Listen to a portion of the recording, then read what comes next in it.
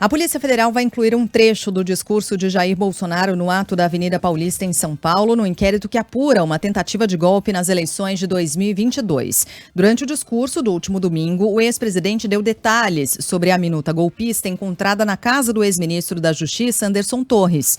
Segundo Jair Bolsonaro, o documento tratava de um decreto de estado de defesa, usando a Constituição. Essa declaração, e a gente até falou um pouco sobre isso ontem, foi vista pelos agentes como uma espécie de confissão de que havia um plano de golpe em curso. O que é golpe? Golpe é tanque na rua, é arma, é conspiração.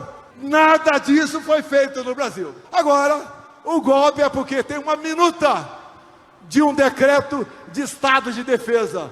Golpe usando a Constituição?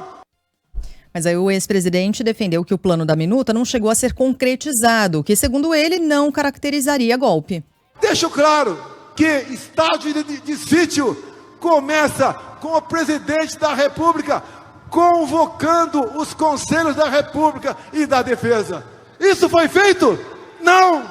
Apesar de não ser golpe, o estado de sítio não foi convocado ninguém dos conselhos da República e da Defesa para se tramar ou para se botar no papel a proposta do decreto de estado de sítio. Ontem, a defesa de Bolsonaro afirmou que o ex-presidente só soube do texto quando teve acesso aos autos do processo no fim do ano passado. Segundo os advogados, era a isso a que ele se referia no discurso do último domingo em São Paulo. Apesar da tentativa de defesa, o conteúdo da minuta apresentava pontos que não constam da Constituição Federal. É o que explica o professor de Direito Constitucional da Universidade Federal Fluminense, Gustavo Sampaio. Naquela minuta encontrada na residência de Anderson Torres, pretendia-se constituir uma comissão de regularidade eleitoral para não se reconhecer o resultado das eleições e para se fazer uma intervenção no Tribunal Superior Eleitoral, que é a corte mais alta da Justiça Especializada Eleitoral brasileira. Ora, essa hipótese não está prevista na Constituição.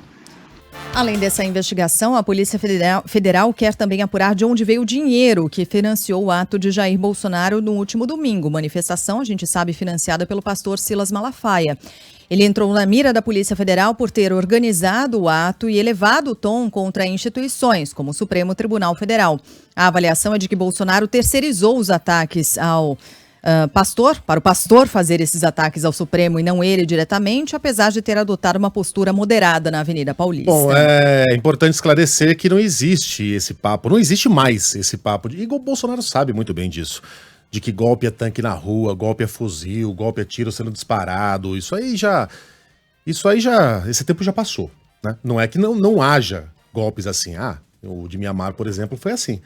Mas hoje a gente tem golpes muito mais sofisticados, utilizando os recursos democráticos para correr a própria democracia, para usar aqui uma espécie de chavão dos tempos modernos. É o que Viktor Orbán, oh meu Deus, tem feito na Hungria, é o que Erdogan tem feito na Turquia. Donald Trump tentou reverter o resultado das eleições por meio de acusações falsas de fraude e incitando aquelas pessoas a invadirem o Capitólio no dia 6 de janeiro. Não houve um tanque na rua em nenhum desses casos.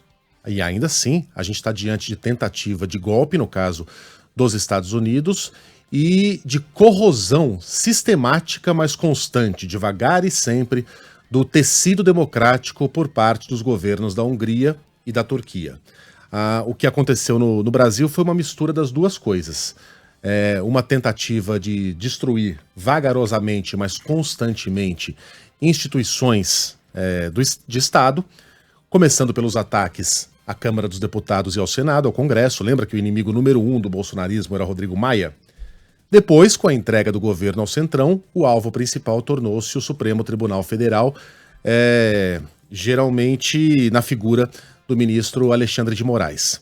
E aí a gente, enfim, Polícia Federal, ABIN, que mais? Plano Nacional de Vacinação, Ministério da Saúde, gabinetes paralelos, tudo isso aí é a corrosão lenta do tecido democrático do país. E a isso somou-se uma tentativa, aí sim, de abolição violenta do Estado Democrático de Direito por meio daqueles instrumentos que eram as pessoas que estavam acampadas nos QGs do Exército depois do resultado da eleição.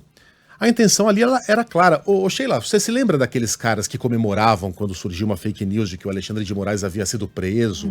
Dos caras que se ajoelhavam e começavam a chorar. Acreditavam. Agradecendo aos céus porque o estado de sítio foi decretado no Brasil. A intenção era essa.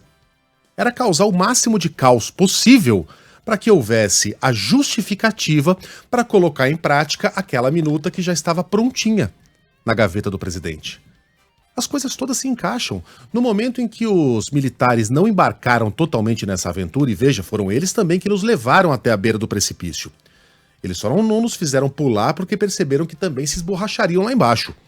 Mas no momento em que eles decidiram desembarcar dessa aventura, foi quando você ligava o rádio e via aquele mané do Paulo Figueiredo dizendo que os militares brasileiros eram todos melancia, eram verde por fora e vermelho por dentro. Você se perguntava por que ele está falando isso?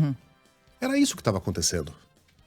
Então tudo fez parte de um grande planejamento e aqui não há teoria da conspiração nenhuma, porque esses crimes são confessados pelos próprios protagonistas.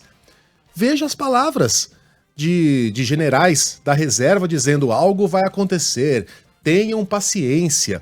4 dias antes da posse de Lula, 4 dias, em uma dessas reuniões, o general Heleno falou assim... vai depender se nós continuaremos ou não. Como se nós continuaremos ou não? A posse aconteceria 4 dias depois, então eles ainda trabalhavam com a possibilidade de seguir no governo, certo? Portanto, o golpe não se dá por meio de tanque na rua, jipe soldado, né, Eduardo? Não é mais assim. E Bolsonaro sabe muito bem disso.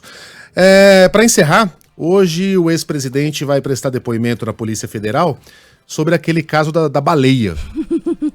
Chega a ser engraçado, né? Há uma suspeita, a PF nem sabe se era ele ou não, mas há uma suspeita de que Bolsonaro e Fábio Weingarten teriam se aproximado demais de uma baleia jubarte num passeio de moto aquática no litoral norte de São Paulo, em São Sebastião.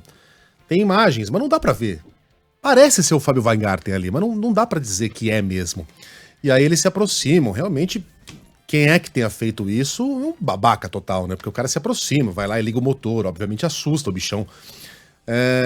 Enfim, me parece meio contraproducente, sabe? Num momento como esses, você falar, não, vamos fazer o cara ir dar depoimento à Polícia Federal por causa da importunação de uma baleia. Ele quis importunar a baleia, enfim, morreu, aconteceu alguma coisa de mais grave, não.